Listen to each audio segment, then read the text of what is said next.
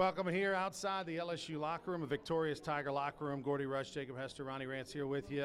Senior Day, and we'll start off by first, let me ask you, Jacob, Senior Day, Cole Tracy, of all the players, right, number 18, Foster Moore, of everybody, Cole Tracy, probably the biggest ovation. Yeah, and he's been here not even a full year. He's been here like 6 months. He got a huge ovation.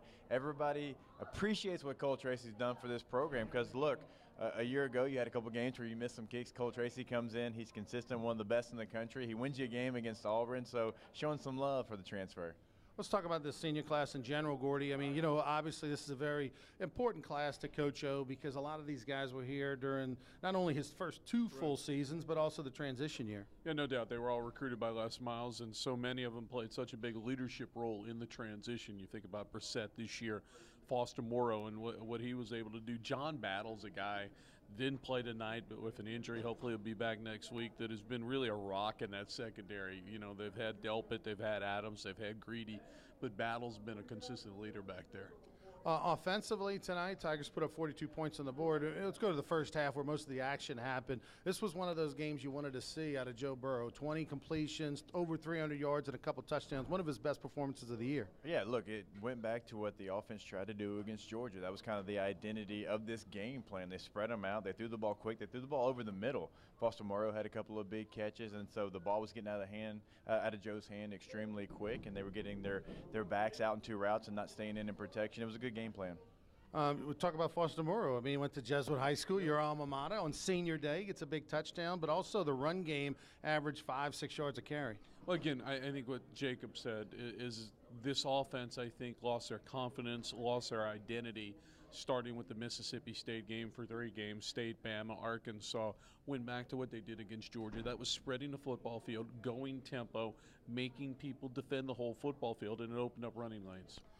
In these non-conference games that we're going to see on the schedule, going into the final game of the year, did LSU accomplish, in your mind, what they wanted to accomplish going at A&M? No, absolutely. You wanted to get the confidence back, like Gordy mentioned, on the offensive side of the football, and I think that's what they did. Defensively, they've been playing good the last 3 weeks. It was on the offensive side of the football. They wanted to get some guys back involved within the offense. You saw Marshall have a couple of big catches.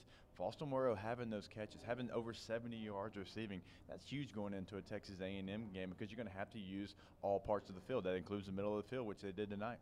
Tigers now with 9 wins on the season, a chance to get to 10 wins next week in College Station. By all accounts, a super successful season so far. Yeah, it really is, and a huge game against Texas A&M with Jimbo there now. You're butting heads more in the recruiting trail a little bit.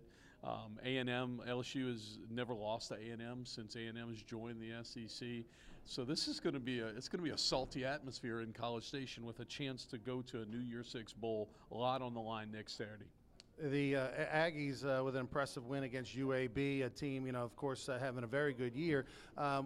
This rivalry in general, we know kind of LSU, Alabama is the one that's circled, but this A&M rivalry is one that's picking up steam. Yeah, it's something that makes sense, right? You border each other, and you're going to fight for recruits like Gordy mentioned, and A&M is going to want to pick up this win just because they haven't beaten LSU. LSU's really dominated the series. When you look at offensive outputs, it's been some of LSU's biggest games in the last decade, so it's turned into something that we're used to the Arkansas game the Friday after Thanksgiving. Well, this is kind of becoming its own rivalry.